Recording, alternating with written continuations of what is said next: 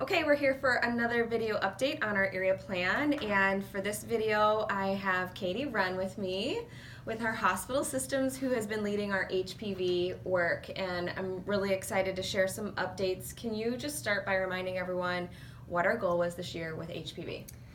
Yes, so really the goal around HPV is, if you remember, we had the big launch in June, so we wanted to get staff and everybody prepared for the launch in June, and then afterwards kind of build that momentum. So we wanted to kind of have this baseline knowledge of HPV, why ACS cares about HPV, so then after the launch we could go out and share that within our own individual networks. Right, so since our last call that we had, can you share just your top win that we've seen in this work?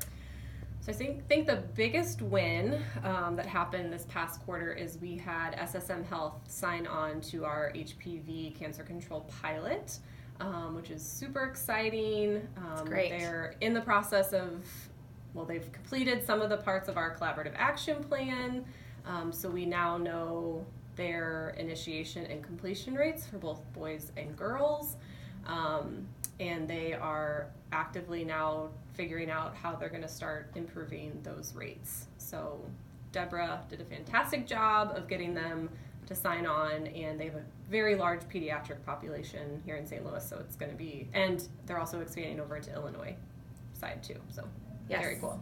I've heard that, and this is an outstanding opportunity because of the number of people that we can impact through this system. So great work to Deborah and to you, Katie, and the entire team.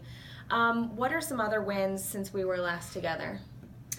I think the other kind of side of this is the media portion of it. We've been able to recruit HPV champions from all over the Missouri area, and Christine has done a fantastic job of getting those champions involved in some media outlets, and then also we've done some, you and I did a radio interview around all cancer, but we had a good discussion about HPV, and then we also had an ad that went out in the St. Louis Metropolitan Medical Society newsletter.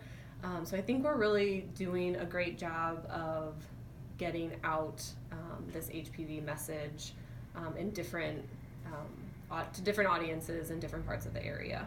Yeah, and I'm so proud of that, that we've come a long way since January, when we were all a little just nervous about the unknowns of how do I start this conversation, what's the reaction that we're going to get, and I know a lot of staff have really been trying to voice this, so that's fantastic. And actually this past weekend we had all of our relay leads together for Missouri, and it was a big part of what I shared, and I had no questions, no puzzled faces, a lot of positive reaction. So what have you seen in the difference from, like I said, the beginning of the year to now, and where we are as staff and area board members? It's been, I think at the beginning of the year there was a lot of hesitation from staff. There was a lot of questions about, what their role, how their role could impact this priority. And I think there's still some questions about that, but I'm seeing a shift in the confidence due to the trainings that we've done. I think staff are feeling more confident about speaking out and recommending this vaccination. So I think that has been a really, really cool, shift to see. I think staff are comfortable coming to me and other cancer control staff throughout the area when they have questions.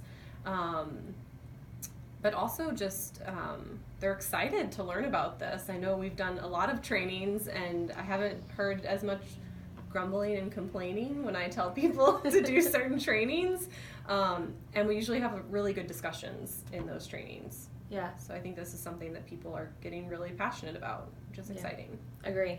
So you have some information to share on news from the FDA. Can you tell everyone what that is? Yeah, so about a month ago, I think the FDA, it was a big news story. I'm sure a lot of people heard it, but the FDA approved Gardasil usage up to the age of 45. And I think there was a lot of questions about that, what that would mean for our work at ACS. And really just to make it very brief, although the FDA has approved Gardasil as safe up to 45, and that's basically what the FDA regulates is safety, they weren't looking at effectiveness. Okay. So there's another entity that looks at the effectiveness of vaccines, and that is what we are basing our recommendations off of. So our recommendations for Mission HPV is still 11 and 12-year-olds, because we know, again, 11 and 12-year-olds, we want to vaccinate them prior to exposure. So the further you get away, the further you get to 30, 45, the likelihood of having a sexual partner or multiple sexual partners increases, therefore decreasing the effectiveness of the vaccine.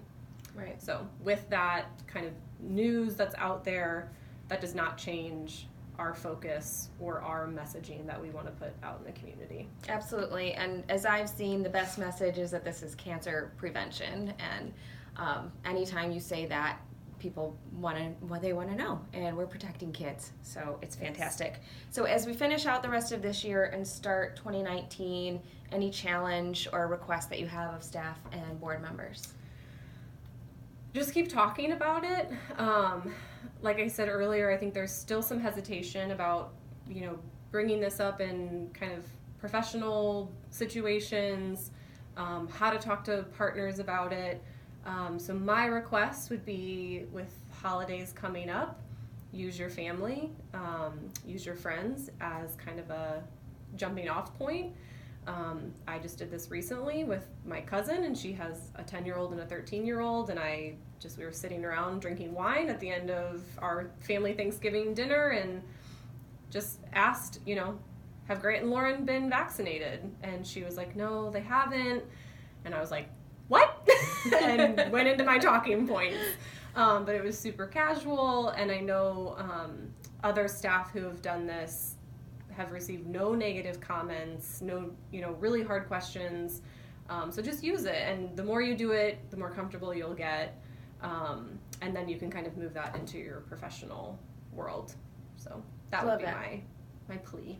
I think everyone can do that. And just remember, we are the American Cancer Society. People love our organization, respect us, and trust us, and you are our representatives. So just keep that in mind when you need to build your confidence. Thanks again for watching.